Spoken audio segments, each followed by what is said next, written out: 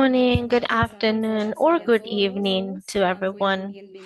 Welcome to our webinar for scientific and political progress for the future of oceans. We are meeting at a very particularly decisive time. This is the second half of the oceans decade. The agreement has recently come into force on January 17th, and for the first time, the oceans are becoming key in multilateral agendas at the COP last year and the climate COP of this last year. These recently we had the conference on oceans in June in France and the scientific conference as well. This has strengthened the relationship between knowledge, action, and decision making. And this dialogue is jointly organized by the Inter-American Institute for Global Change Research and the Center for Climate and Resilient Research and the Belmont Forum. And it is evident that the political agenda for the oceans has gained visibility and relevance at the global level, occupying an increasingly prominent space in international fora. It is therefore in this context that today's discussion looks towards the future. We're here to share how to advance the effective implementation of these agendas. What are some of the concrete opportunities that exist and which challenges must be addressed through science, policy, and international cooperation?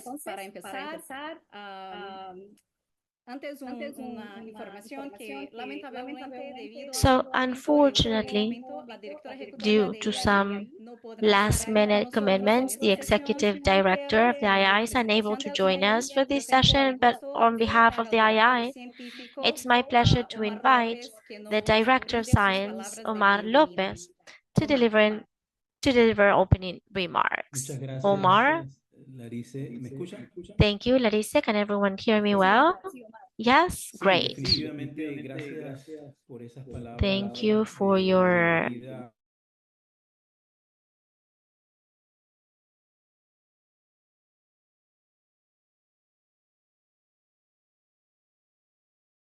climate Y change, la presión sobre los biodiversity, ecosistemas marinos y loss and también pressure costeros on ocean no and puede tener coastal un abordaje ecosystems cannot municipal.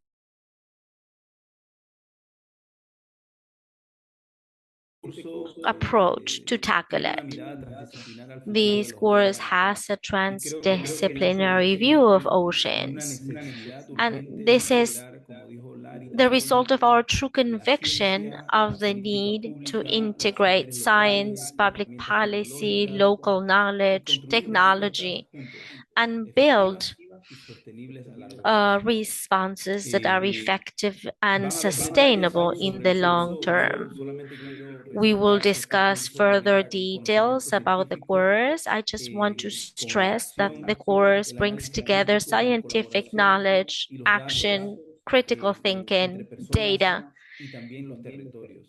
and across people Para and este curso territories.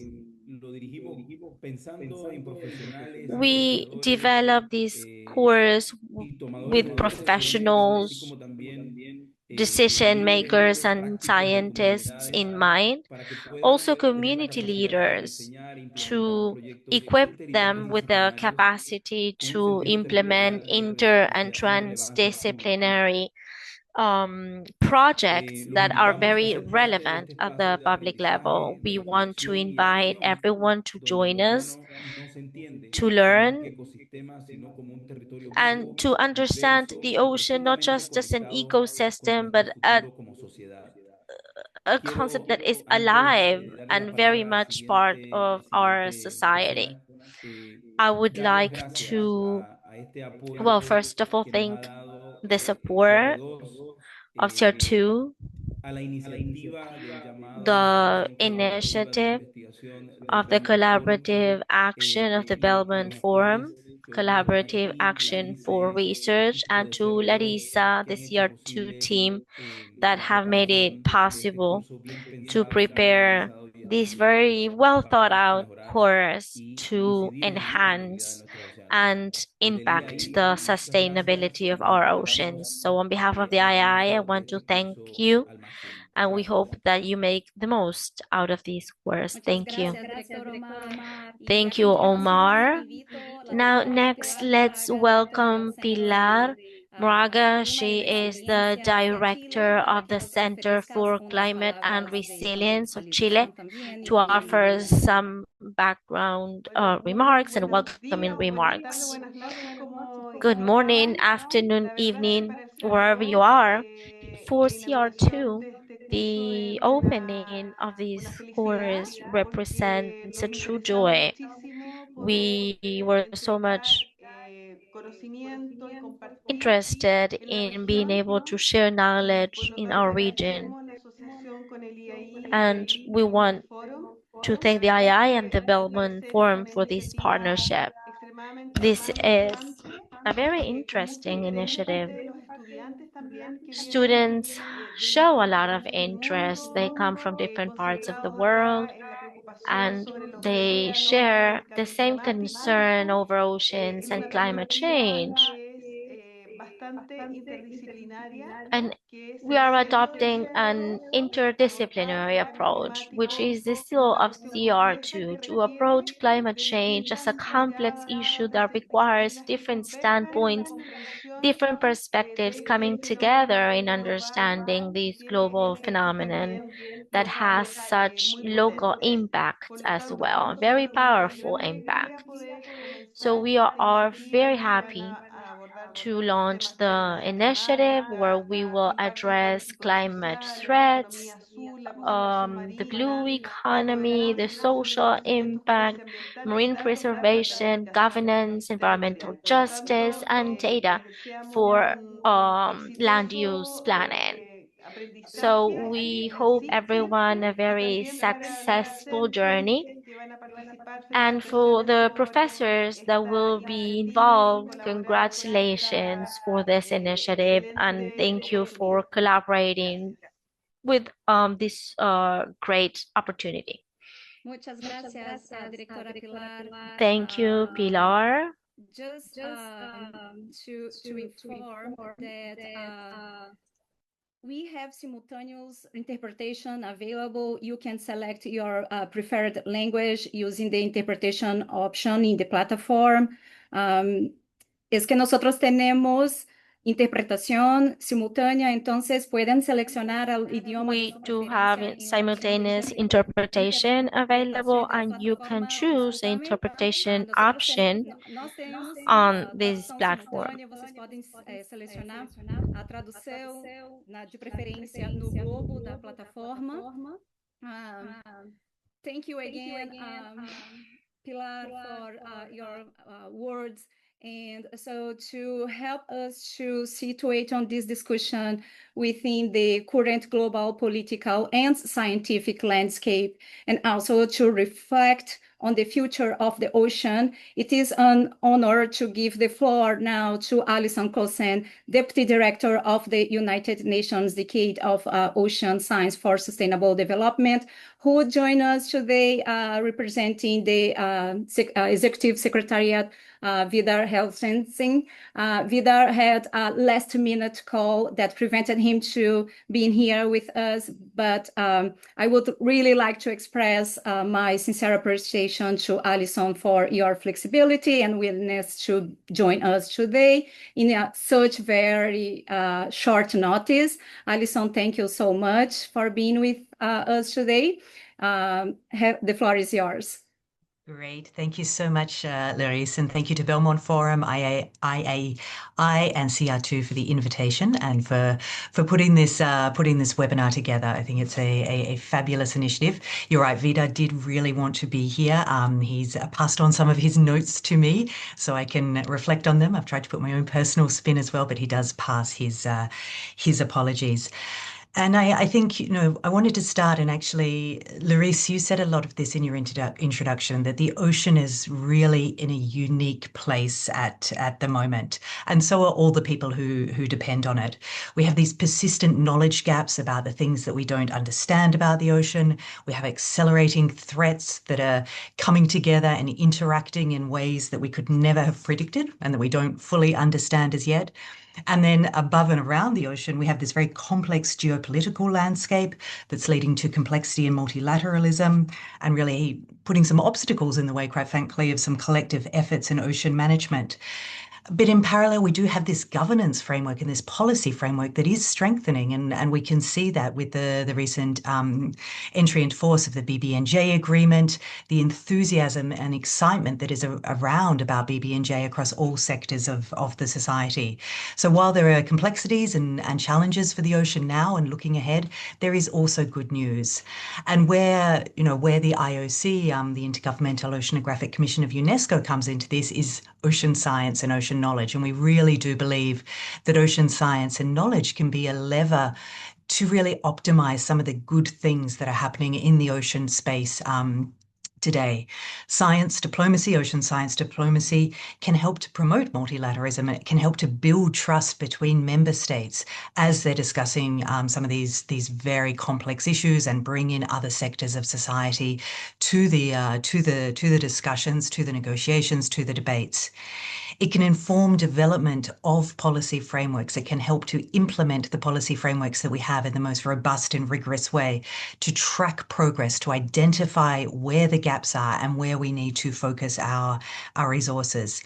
It can help nations fulfill their commitments and their commitments to their populations, but it can also help at other levels. So with coastal cities, with local communities, having the data, having the science, having the knowledge means that people can act in the best interests of the ocean and balance economic and social needs as well.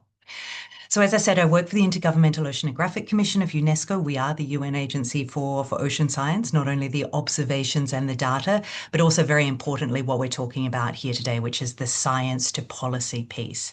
And I would say that the science to policy, or the science policy society interface, as we often speak about it, and our work in that is really exemplified through the UN Decade of Ocean Science for Sustainable Development.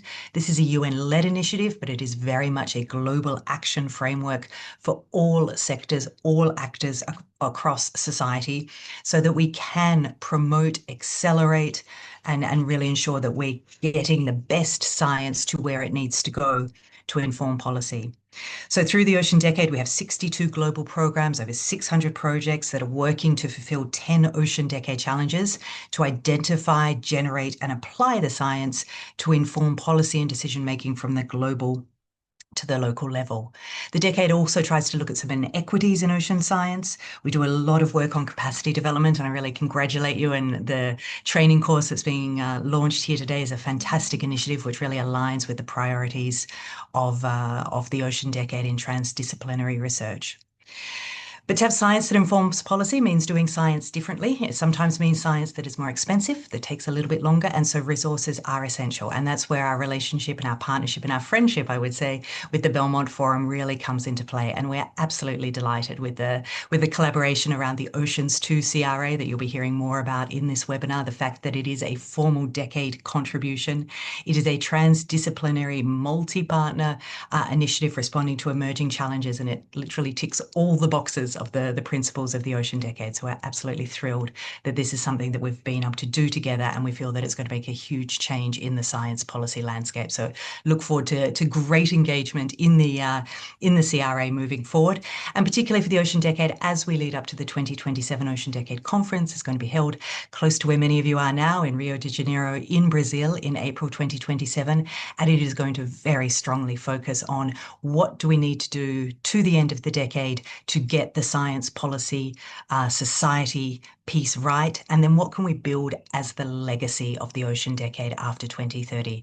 So putting a plug in to hopefully see many of you there in Rio in 2027 and to be engaged in the discussions and dialogue that will take place, so you can help use your expertise in science policy to really inform that we have a successful conference and that the collective effort of the decade continues. So thank you very much. Looking forward to the rest of the discussions, and thanks again to the partners for inviting me here today. Thank you so much, Alison. Very inspiring words. But before I move to the next panel, I really like to take a moment to sincerely thank you again. And also the entire Ocean Decade team. As you mentioned, the level of global engagement mobilized around the ocean science over these past years has been truly remarkable. Which stands out in particular is the way that the Ocean Decade brought together not only the scientific community, but also governments, industry, philanthropy, indigenous people, and local communities, as you have been saying, this border society around a shared vision for our ocean. As we reach the midpoint of the Ocean Decade, it is really clear that this collective effort is already generating very important momentum, and that many more advances will come as a result of this work, and also hopefully through the Belmont Forum Ocean 2 CRA. So thank you so much for your leadership, your commitment, and guiding this global initiative with such clarity and purpose. Thank you, Alison, on behalf of the all IOC UNESCO team. Thank you so much. Bom, daremos agora início à nossa parte seguinte deste webinário hoje, que é o nosso painel de discussão. Eu convido as panelistas e os panelistas. I want to invite panelists Ficar livre, se juntar abrindo câmeras para estar conosco nessa conversa. Agora nós vamos to turn on their camera so we can participate in this conversation. We are welcoming representatives from the INVEMAR, Director Laura Frias, from the Chilean Center, Carlinhos, em nome da Francisca Cortés Solari, and from CONFREM, Patricia Morales, Francisca Cortés Solaris, Nesse sentido, a gente vai ter uma representing the philanthropic sector, and we will start with some open-ended questions, some guiding questions to promote dialogue, and we will have a session for Q&A for those who are here participating. So I invite and encourage everyone to send questions, comments in the chat box, in the Q&A section. And so therefore we will begin looking at the implementation and looking at an institution that works in this interface, science, public policy, and government, INVEMAR, that plays a critical role in Colombia, supporting the decision-making processes, regulatory frameworks, and I wanted to say that unfortunately, directors not been able to join, but sent us a video where it shares a message about the institutional experience that I am just about to share with you right now. Hola, buenos días. Soy Francisco, director del Instituto de Investigaciones Marinas y Costeras de Colombia. Saludos para todos. Greetings, everyone. Thank you so much for the invitation. Unfortunately, I've not been able to join in person, and I want to share some of the challenges that the oceans face that I believe are very closely connected to our future. Oceans are really the origin of life in our planet. This is esa magnífica relación del océano con la vida puede verse muy bien. The audio is not También clear. I'm para los sorry. I humanos, will do my seguramente hay best. muchas otras especies con las que en nuestro espacio vital. La salud del océano es sin duda el sistema Health vital más of our importante en los oceans is critical presente que vive. for our Los planet. efectos de lo que yo llamo la triple S, The Arias, effects of the different este threats deterioro, conocidos como el cambio climático, la contaminación y la pérdida de biodiversidad, se presentan como una amenaza ocasionada por las múltiples presiones antropogénicas. De ahí que the también threats are the está result en of nuestra tarea different corregir anthropogenic y limitar actions. su avance. Quiero enfocarme en un tema que considero puede ser de interés de este evento, y es lo mencionado con la gobernanza de océanos con respecto a la ciencia y el conocimiento y la accesibilidad de estos dos activos a todos los tomadores de decisiones dentro de la sociedad. Y ahora tomadores de decisiones en un amplio sentido. Se suele ubicar esta expresión en las esferas de la política pública, pero en realidad todos somos tomadores de decisiones. Por supuesto, los In a líderes way, we are gobernantes, all pero también los decision empresarios makers. quienes toman decisiones para sus emprendimientos. Los investigadores las tomamos para orientar nuestras ciencias. Researchers, Las we make comunidades científicas, decisions to todos guide science. tenemos Communities make decisiones decisions, and que government officials tienen un make efecto decisions. sobre We efecto. all Los take individuos son actions buenas that will decisiones have que an producen effect efectos of our positivos. Y actions. la gobernanza What del we need to océano try is that requiere our buenas decisiones. decisions Y lead esta to requieren de positive buena effects, información, and for this we need información de governance, calidad, and for this confiable, we need accesible quality y information a todos that los is efectos. accessible and La available protección to del all. océano y su uso Protecting the sostenible ocean and requiere de una sustainable use gobernanza of the sólida ocean y de un requires solid conocimiento governance adecuado. and La gobernanza mueve los appropriate océanos, knowledge. conocida como Ocean queremos aspirar a un sistema global de convenciones governance should aspire to a global system, to muy global complicada para protocols, determinar la definición del but proceso. so far it's been rather La complicated. Convención de Naciones Unidas sobre el Derecho del In the Mar, UN finalmente Convention, acordada en 1982, finally tardó agreed decenas de in años 82, de discusiones y como digo, de alcanzar consensos. led to Nos vamos a several recordar cuál fue el discussions. protagonista que nuestra región tuvo en esta discusión en defensa del concepto de las 200 millas, originalmente denominadas mar patrimonial, que arrancó con el protocolo de He Lima y que started with the condujo a Lima que en la Protocol, convención se and estableciera el modelo de las 12 millas de mar territorial y las it led to the 188 12-mile exclusivo. Es protocol. un aporte de This nuestra was a región latinoamericana significant hacia establecer contribution consensos. to this Creo que el reflection. paso más importante I think that the most reciente dado es important con la step that's been promulgación del taken Tratado de Paz recently o BBN is the con los passing of extremos the del treaty todo en el marco de la Convención de Naciones Unidas sobre el Derecho del Mar.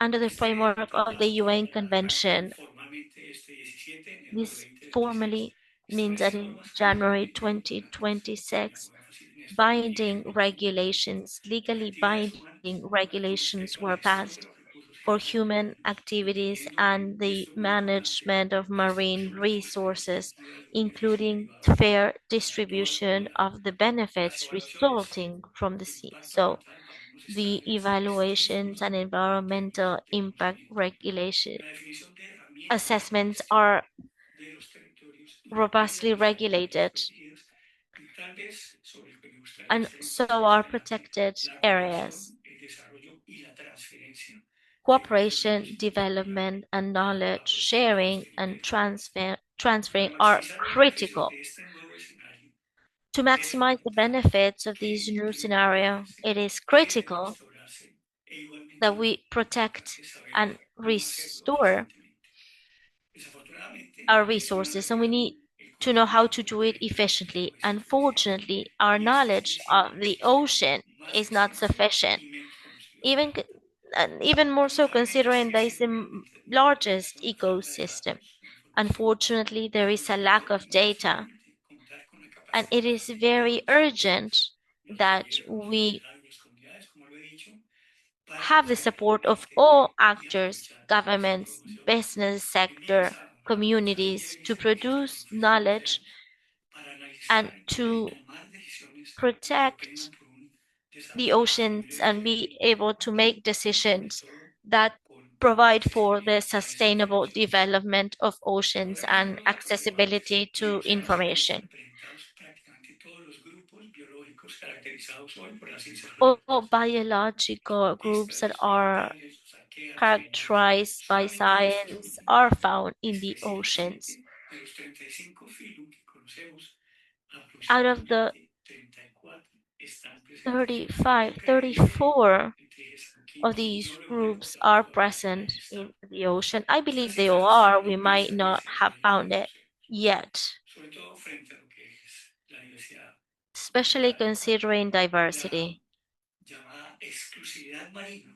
And the marine exclusivity, or the so-called marine exclusivity, shows structural diversity.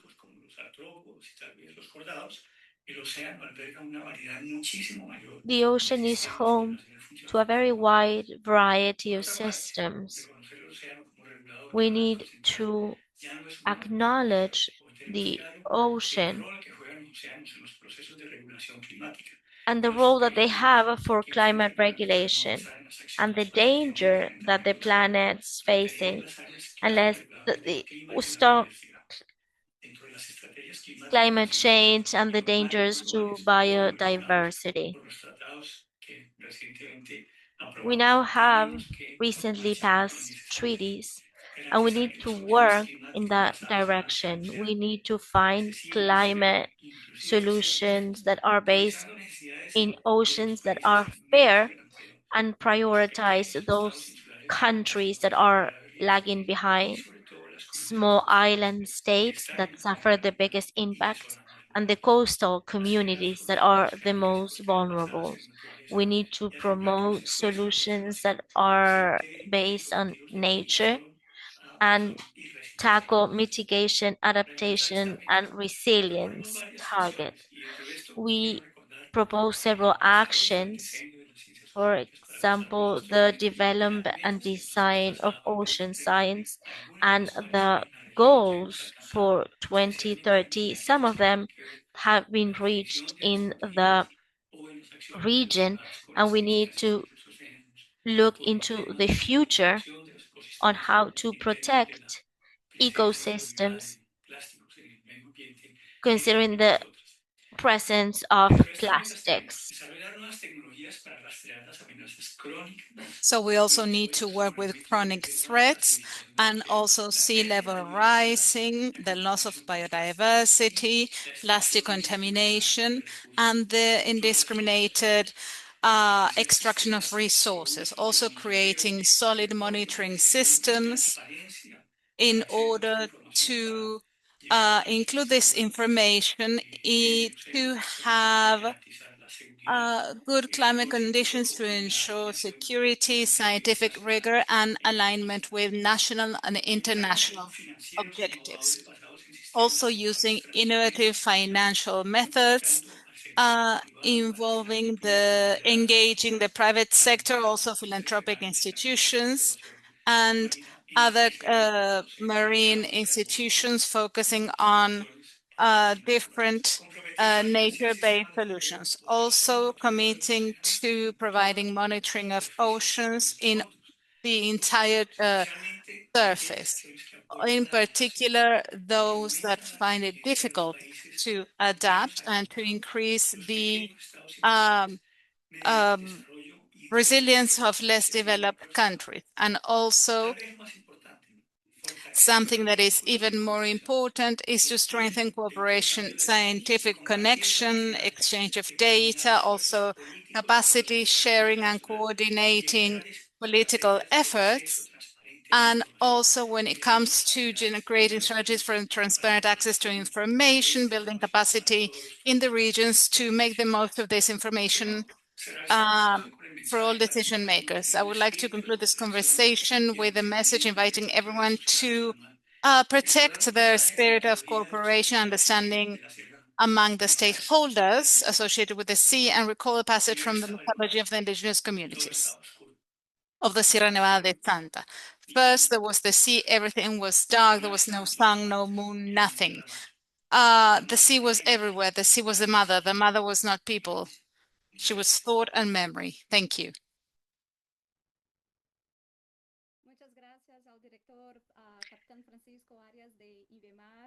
Thank you to the director, and I would also, after listening to the ideas by the INVEMAR, which is an implementation institution, we're going on to the academia.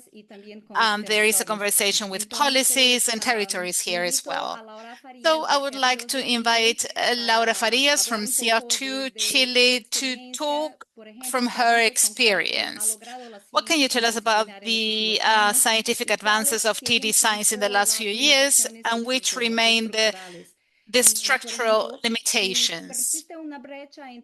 And also, is there a gap between scientific knowledge production and its use for policy making, for implementing international agreements? And also, mainly when we have this kind of solid evidence, what else do we need to actually make progress? Thank you. Thank you so much. Good afternoon, everyone from Chile. Thank you for this invitation, and I hope you have enjoyed the course that we prepared that will be posted online. Well, the path of TD science is a long one. I had a presentation, but I think it's better to talk about how science, since 1988, has said that climate change is a problem for the planet. 4 years later, the UN Framework Convention for Climate Change includes it as a state issue. So it's an example of science including or working with agenda setting in the case of an internationally important problem. But it's still, this process has its shortcomings. Much later, the ocean, since the Paris Agreement in 2015, the ocean was then considered important for the first time, important for planet Earth and the climate system. So we might ask ourselves, why has it taken so long for the ocean to be considered important? Well, this also happens to us as scientists, as people who work in the academia and people that train people. It's very difficult to place science within public policy making as an agenda. We do manage to do it, but it's a macro issue many times because public policy is quite intricate. Although we still work with TD's disciplinary science, we produce data, and TD science needs to help decision making. And scientists do analyze systems, but TD science needs to develop actions. Although scientists observe people, what we need to do is to work with people. So along this path, we have realized that TD science, which is difficult because it addresses difficult complex problems, find it a lot harder to place topics in the public agenda. We have encountered several gaps. First of all, we need to check that the problems we have detected are the problems that communities are actually facing. At the CR2, we have worked with coastal communities and also with the Millinoseco Institute. We have first built trust. We have used different methodologies because there are different methodologies. For instance, we have implemented this methodology with art. We have created murals. Actually, the communities designed their murals. And that's when we start having the conversation. And after this methodological work, we have been creating a common agenda that includes traditional knowledge and also other types of knowledge. And that's a long path. It's a practice. It entails creating a working group from the beginning and implementing special methodology. And of course, there are gaps, institutional gaps and cultural gaps.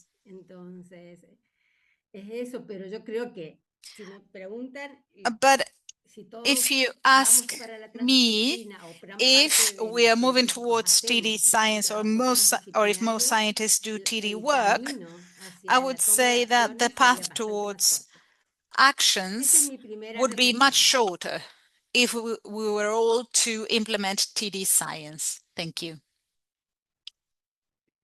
Buenísimo, Laura. Y como Great, mencionabas, Laura. muy importantemente And as you were saying, and that's very important as well, you talked about the contribution made by traditional communities to knowledge and to management as well. And now we have the BBNJ that has just become valid. So I wanted to ask you about which institutional scientific capacities are now a priority to support this implementation, particularly when it comes to integrating different types of knowledge. I think we're off to a good start. Now we do have a legal framework, a binding framework, but it will require a lot of work because in general,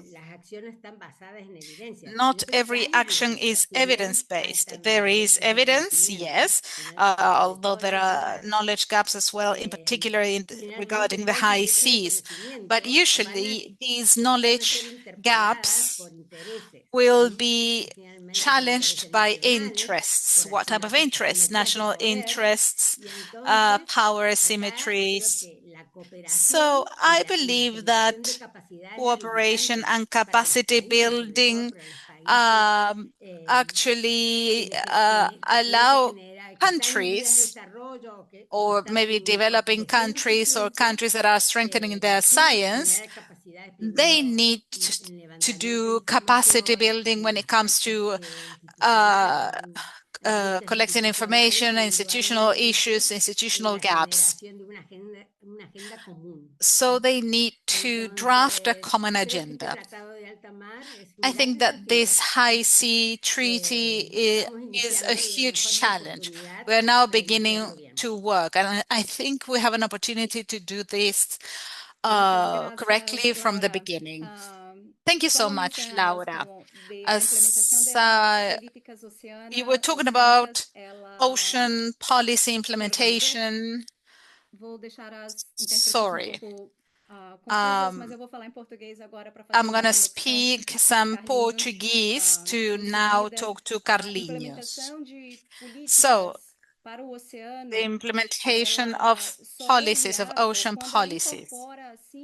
So, it's just possible when it includes those that depend on the ocean directly, as Lara was saying, and they also coexist with those transformations daily. It needs to be a policy and a governance that is truly integrated. So now I would like to invite Carlinhos from CONFREM, the National Committee to strengthen extractivist reserves and coastal marine extractivist peoples. Carlinhos, okay, so now you have the floor.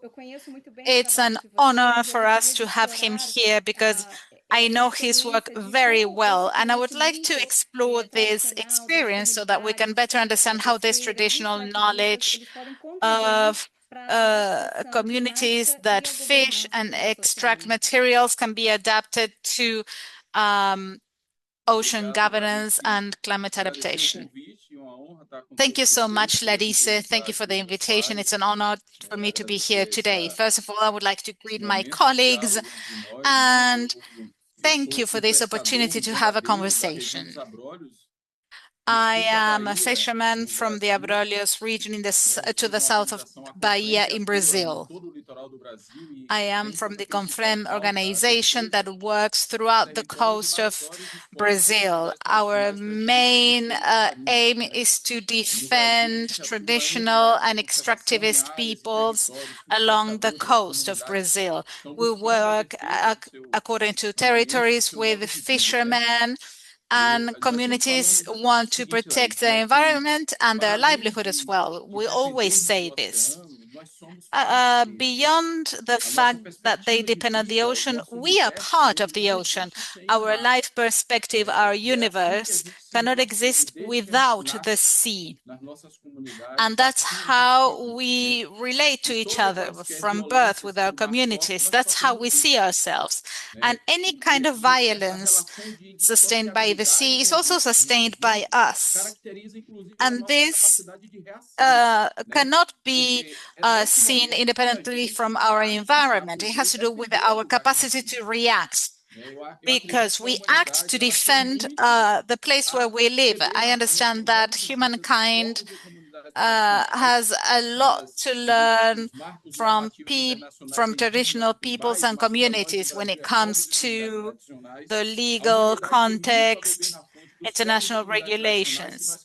Humankind should really learn from traditional communities and peoples if we actually wanted to protect human life on the planet, because regardless of where we are, the livelihood of traditional peoples and communities in different countries and continents really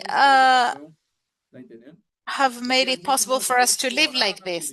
And I think they are the final lines of observation and conservation. We're not going to keep exploring the nature. We need to coexist with nature. Its limits affects our limits. If the sea says, please do not go in, we don't go in. If we have high seas or high tides, we do not sail.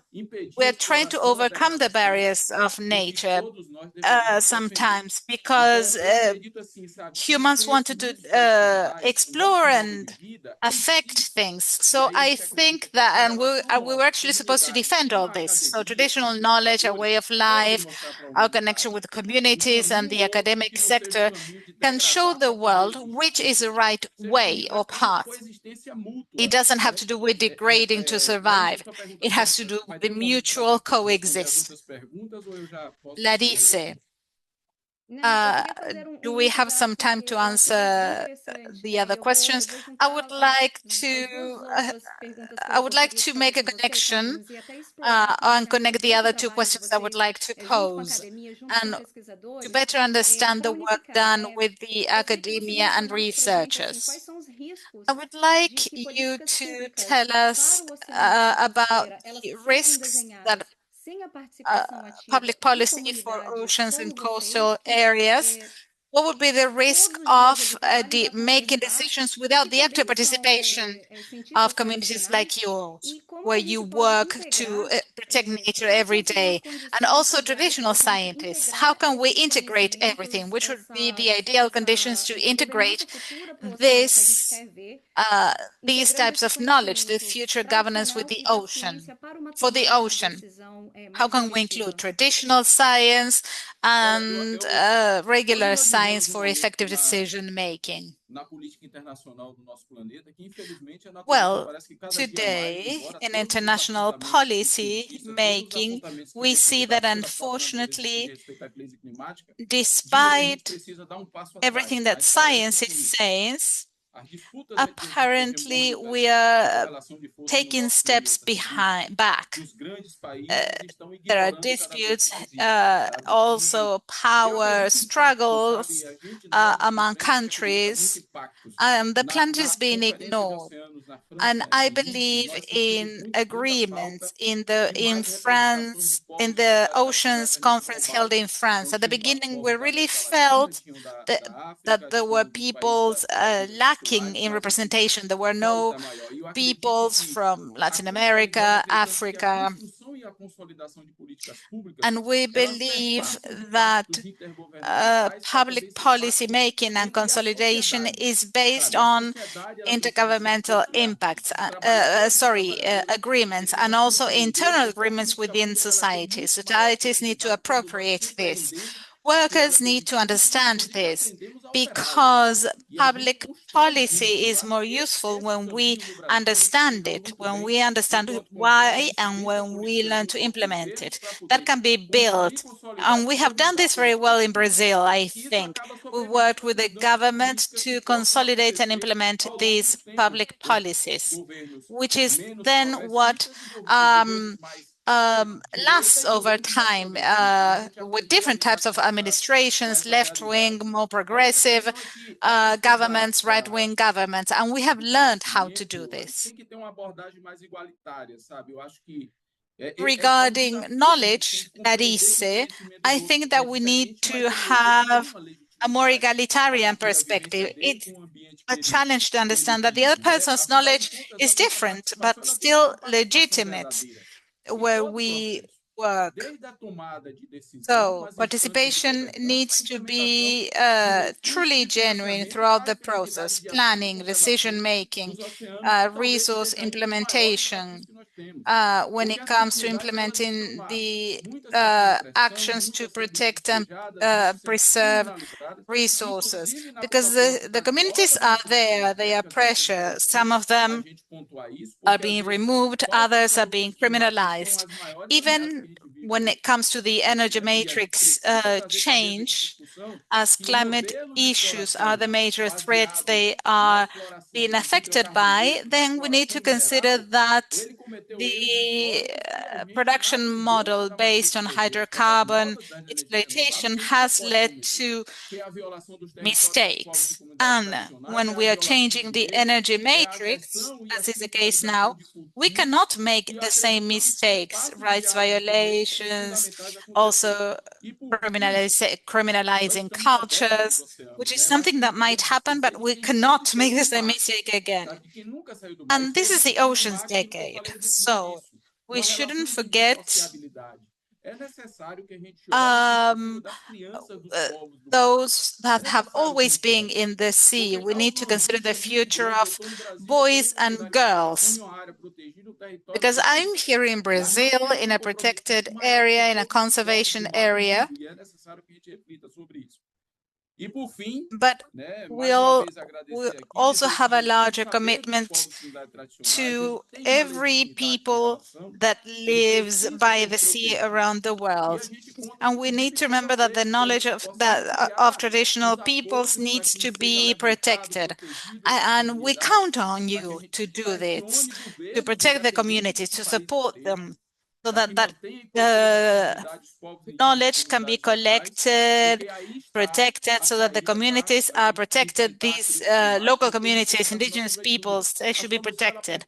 That is the answer to facing the climate crisis, because we are sure that we need to focus on the practices and values of traditional peoples to find a solution. They have been doing this for thousands of years. Thank you so much, Carlinhos. You have addressed some important aspects, and I would like to repeat some of them to connect this part of the conversation with the next panelist regarding we need to talk to the government, whichever the administration or political party. We need to focus on the future for the long term. You also talked about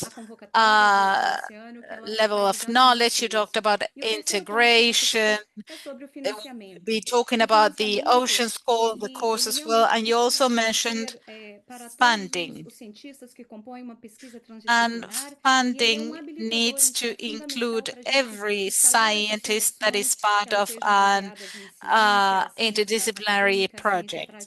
So in order to scale up these science-based solutions or academic science or traditional science.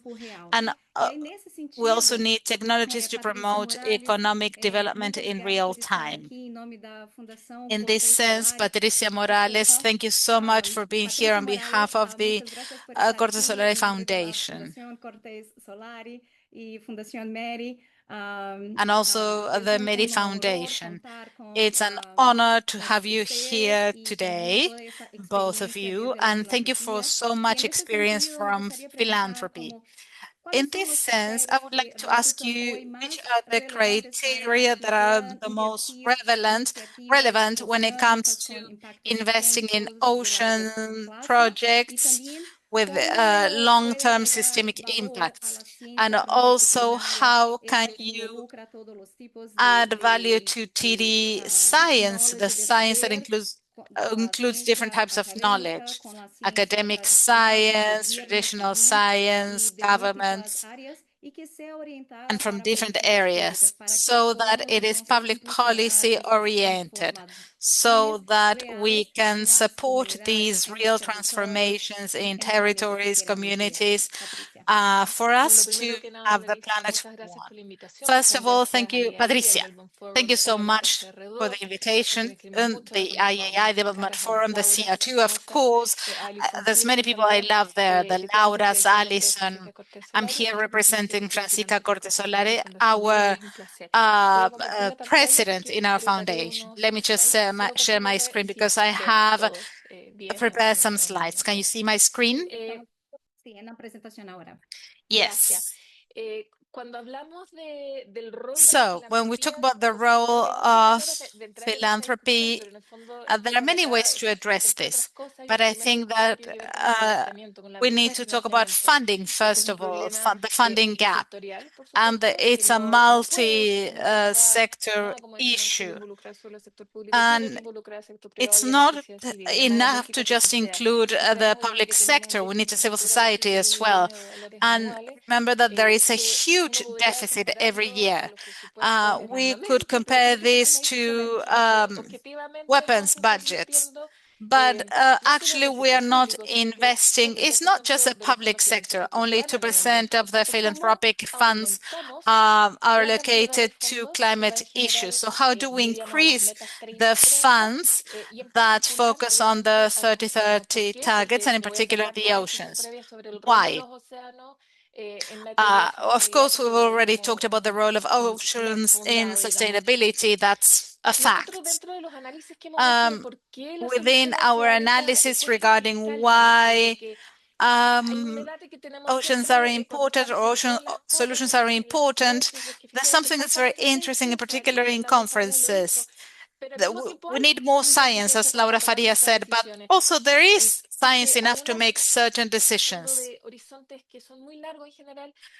We are thinking for the long term.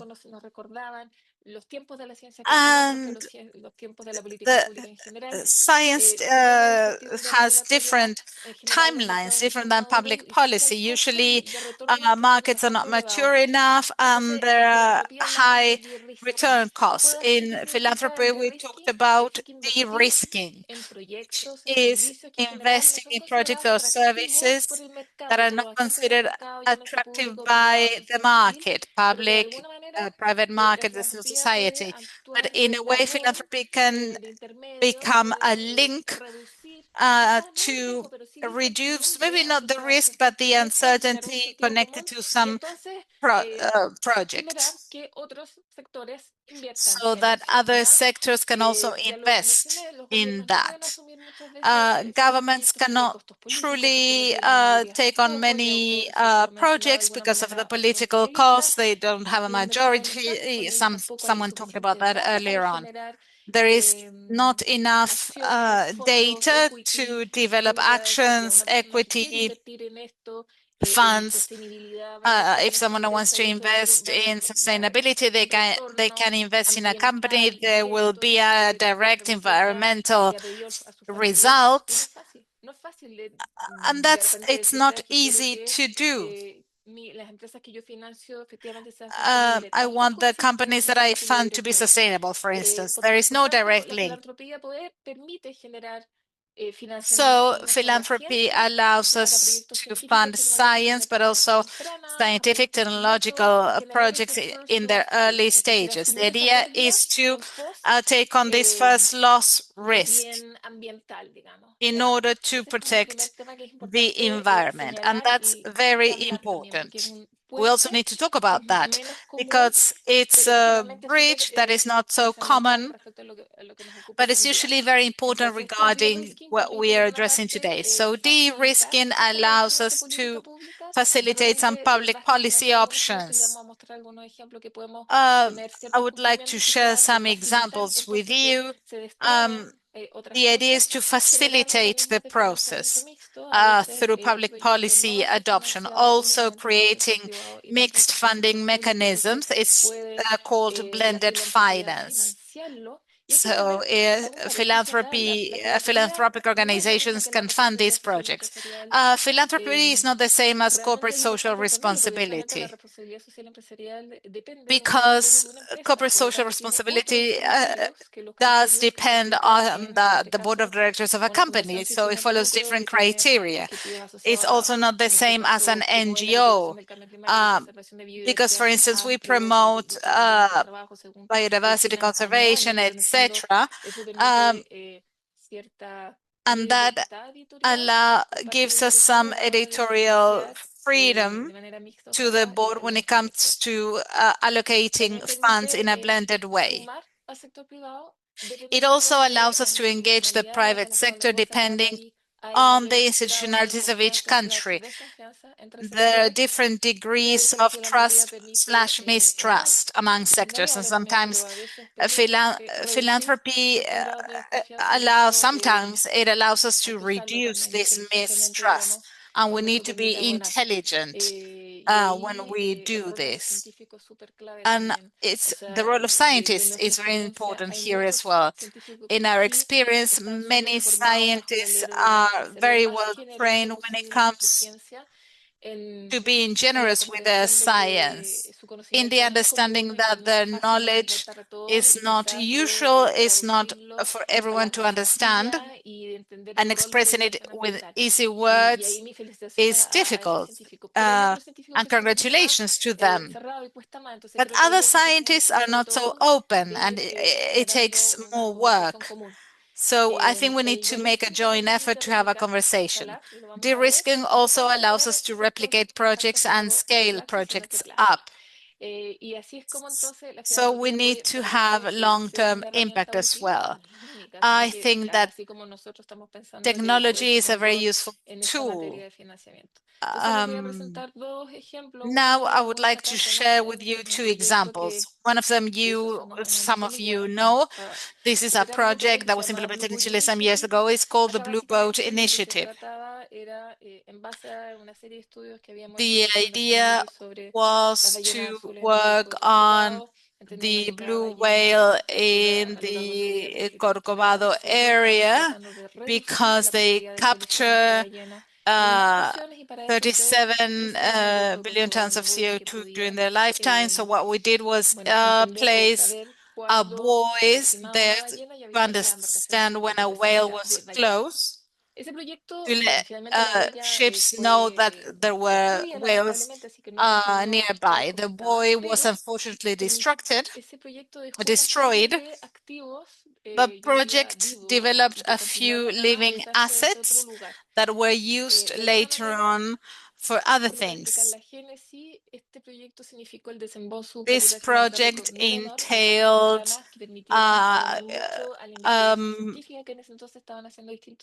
funds from the philanthropic capital, and they were used to detect the presence of blue whales in the area. Data were created. There was also voluntary regulation.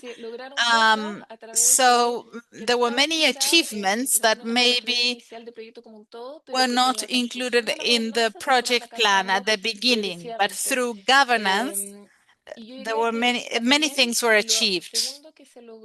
The second achievement was the conversation among the public sector, the private sector, and the civil society on this matter. And we still use these connections for other things. And that was invaluable. The 2 years we worked, the governance around this type of topic. I'm not going to give you any details, but there was science, there were international support institutions. And we realized that many times work is duplicated. There's a ministry working with a lens, another one with a different environmental lens, another with a financial lens. So we need to reduce governance and institutional gaps to facilitate conservation. And many hours of work are needed. There were many funds. There was a lot of work that maybe was not seen, but it really helped us. And the other one I wanted to share with you, this is not so well known.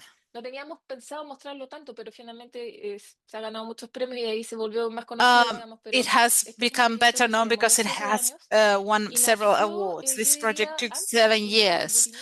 And I think it was created before the Blue Boat Initiative, because our executive director was very worried about the existence of technology to prevent prevent whales from crashing into boats. There was no such technology. It was not mature, etc.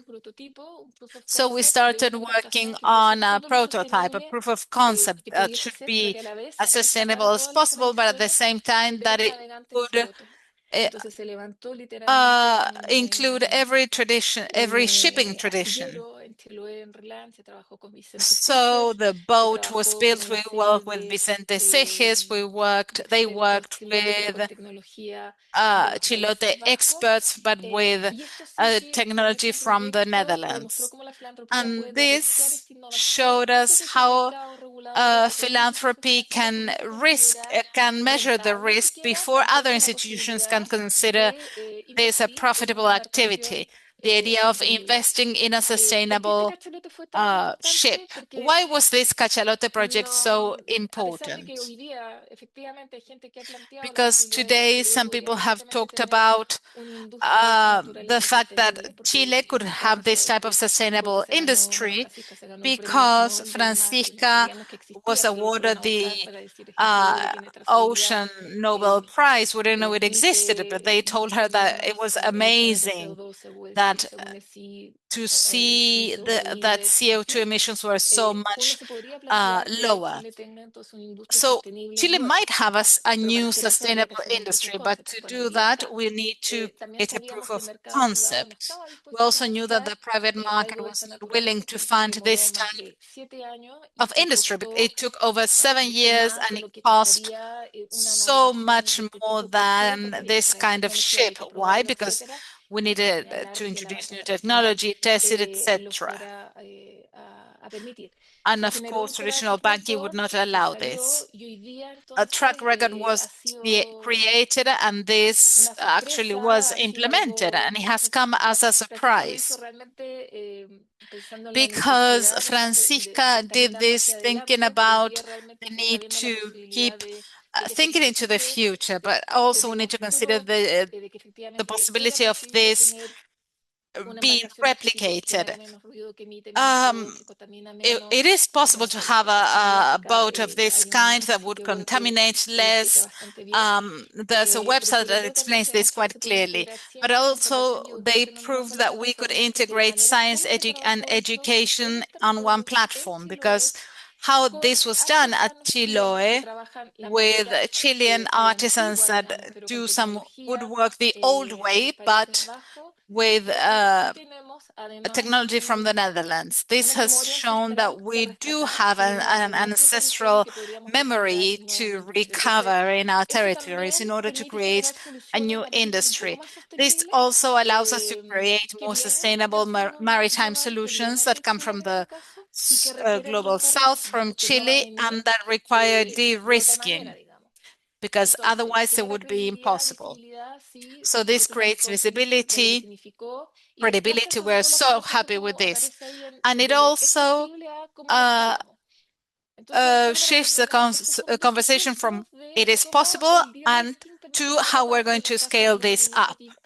In the case of the Blue Boat Initiative and de-risking, they managed to reduce risk in data and governance. That was our main focus. And the Cachalote project shows us how to reduce risk in infrastructure and technology. We are sure that this is how philanthropy should be regarded. We are not alone. We're working here with universities. We're talking with the Blue Initiative, with startups, companies, communities. But which could be the contribution, the added value? We're not the government, but which could be this added value we could provide? Thank you very much. Gracias, Patricia. Thank you, Patricia. So that was amazing. Patricia has shared 2 examples, but the Cortés Solari and Meri Foundation has many other amazing projects. I would like to invite you to visit their website, not just the foundations, but also CR2, CONFREM, INVEMAR, and now we can keep working together. Thank you so much to all the panelists. And well, okay, this panel clearly shows us that we have legal framework, scientific knowledge, and traditional knowledge, and also financial resources. It's very important to work together in a synergistic way. But clearly, there's also a huge gap that is still our capacity to work efficiently in this new ecosystem, including science, policy, and the society. So now I would like to invite Laura Ramajo, who will tell us a bit more about capacity building for actionable TD science and science that is decision-oriented as well. Laura, please, you have the floor. Thank you, Larisse. I do have a presentation. I have some slides to talk about the course, because I know some of you were interested in having more information about it. Can you see my presentation, Larisse? Yes. Okay. Great.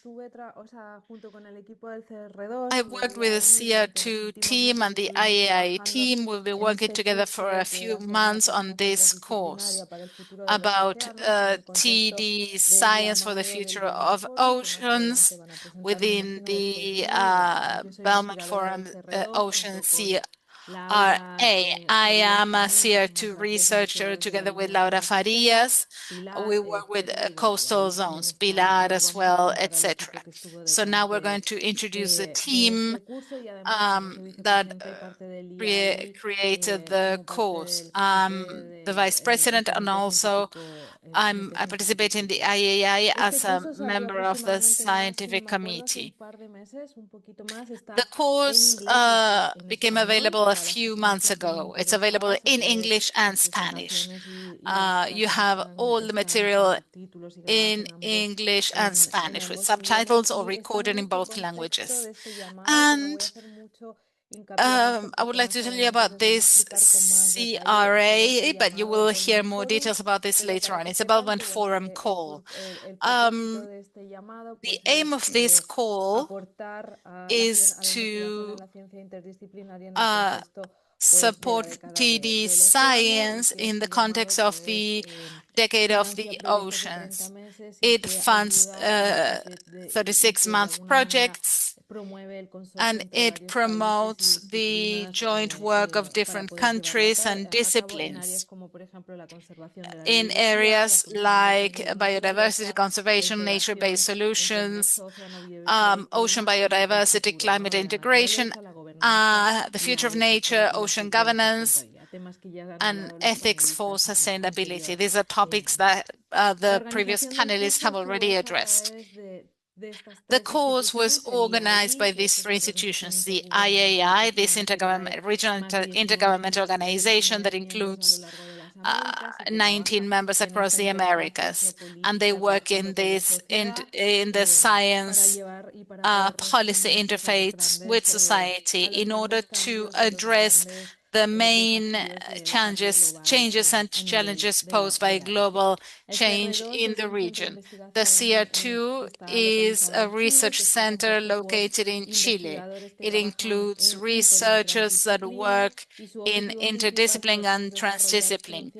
The main aims to develop science that can be used for decision-making both in Chile and the region. And finally, the Belmont Forum, you will get more details about this. It's an association of funding organizations, and they fund this type of project, as we will tell you later on, and they are committed to inter and transdisciplinary science. Course objective: strengthen the capacities of professionals, researchers, and decision makers. It's a relatively basic course that provides the main knowledge gaps and talks about where research should be heading. It also helps us, you will see the information provided, and it aims to help you design inter and transdisciplinary projects. It also helps their effective implementation, but also the course will help you assess the main results or impacts of these inter and transdisciplinary projects. This is a team behind the organization: CR2, the IAI, the Belmont Forum, Susana Bustos, Susan Fuentes, Nicole Tondro, Giselle Ogas, myself.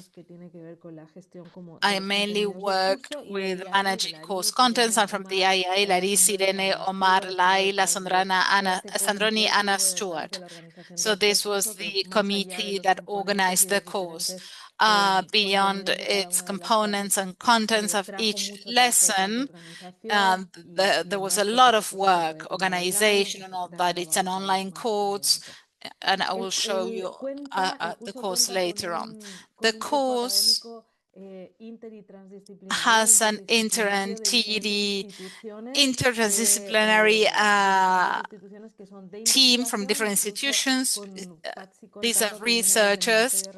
We also have Patsy Contardo from the Ministry of Foreign Affairs in Chile. She comes from the oceans section. Most of the researchers that participate in the course come from the CR2, from interdiscipline, transdiscipline, and data, and also Pilar Moraga, who's the director and who works with governance and law issues. We also have Alexander Turra from the Oceanographic Institute, University of Sao Paulo, Miguel Cifuentes Jaro from the Tropical Research Institute, Alex Godoy from the University of Chile, Universidad de Desarrollo, Daniel Suman, University of Miami, and Patsy Contardo, as I said before, in charge of oceans for the Ministry of Foreign Affairs in Chile.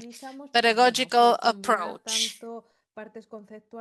We combine conceptual foundations with real-world case studies, collaborative work, and practical exercises to promote this critical and transformative approach to, in a way, understand the complexity in marine and coastal systems. Also, our pedagogical approach involved emphasizing the need for coordinated responses to these complex problems faced by oceans around the world. These responses need to be coordinated, as was said before, coordinated among science, policy, and society. This is an asynchronous course. It's self-paced, it's open. You can find it on IAI's course platform. It's self-paced. It includes 9 modules and 16 sessions.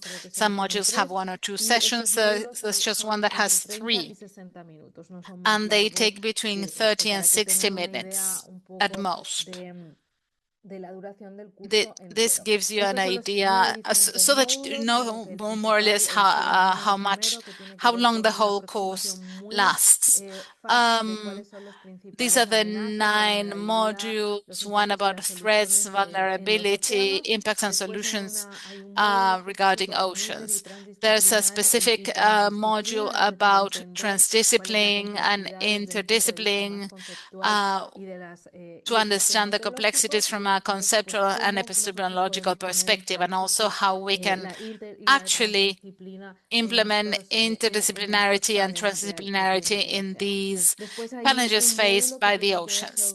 There's also a module about on the ocean biodiversity climate nexus, ecosystem services, the land-ocean connection, blue carbon, and technological solutions.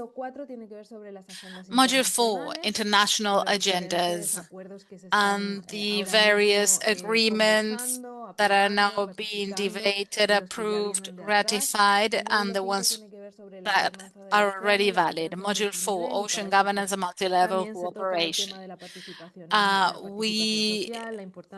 There we address social participation, indigenous knowledge, and co-production of knowledge, and also co-design. Module 6, marine biodiversity, conservation and restoration. Module 7, blue economy and social transformations, addressing types of data, also different topics in the area. Module 8, technology, data, and applied knowledge. Here we talk about types of data and scenarios considered when it comes to decision-making on oceans, and also open science and how these new technologies are needed to address these huge, complex ocean problems faced by oceans now. Finally, Module 9 is less theoretical, but this module actually helps us take all this information that has been provided in the 9 modules to help design these projects so that they have a transformative impact. So this module addresses all this in a more practical way. It implements all this information throughout the course to help us design these projects that are so necessary and that actually have a transformative impact. You are awarded a certificate after you complete the course. You get actually a credential after each module, and when you have the 9 credentials, then you will get a certificate of completion that is signed by the institutions that have organized the course. As of today, well, last week, the course can be taken, as I said, in English or Spanish. You have both versions on Moodle, on the IAI's Moodle platform. Last week, there were 115 participants in the English version, and they already had 297 participants in Spanish out from 31 countries around the world. And there you have the locations from almost every country in South America, North America, also European countries such as Portugal, Spain, France, Italy, countries in Africa, Asia, India, China as well. So it has been a very interesting course. It has been online for a month and a half, 2 months, and it has raised a lot of interest. Finally, here you can use the QR code to register for the course. directly, or you can look it up as well, and you can take the course in English or Spanish. And finally, the IAI has many other courses on this platform. They address topics such as health, biodiversity, forests, etc. So this is one of the courses of the huge range of courses provided by the IAI for free and with a certification. Thank you so much. Thank you, Laura. Well, after the presentation, I would like to invite you to participate in the course. Nicole to quickly tell us how the Belmont Forum through the Ocean 2 call is working to fill critical gaps in multilateral transdisciplinary research, but also to accelerate impact on the second half of the ocean decade and help to build a lasting legacy for the ocean sustainability. Nicole. Hello, everybody. Thank you for being here. Thank you for participating in this. It's an absolute pleasure to see so many participants in the course. The words of our amazing panelists. So very quickly, because I know we're at the top of the hour, I would like to present to everybody the Ocean 2 CRA. You heard a bit about it from a lot of people, but what I have put in front of you is the website. So you can copy and paste, but I'll ask Larisse to drop it in the chat for everybody. And this is an opportunity for you to build multilateral projects, multilateral transdisciplinary projects that include natural scientists, social scientists, and societal actors working together at an equal level as partners through the entire project. As Alison mentioned, this is a UN Decade endorsed action. The proposals focus on 3 areas that you can see written here: biodiversity conservation and nature-based solutions, ocean biodiversity, climate integration, nature futures, ocean governance, and ethics for sustainability. We do have a registration date which closes, but there is an extension coming soon, so watch this space. But I'm just quickly going to show you that there is many people, many institutions that are involved in this call. The annexes are demonstrate exactly who is part of who is eligible for funding and how to build your consortium.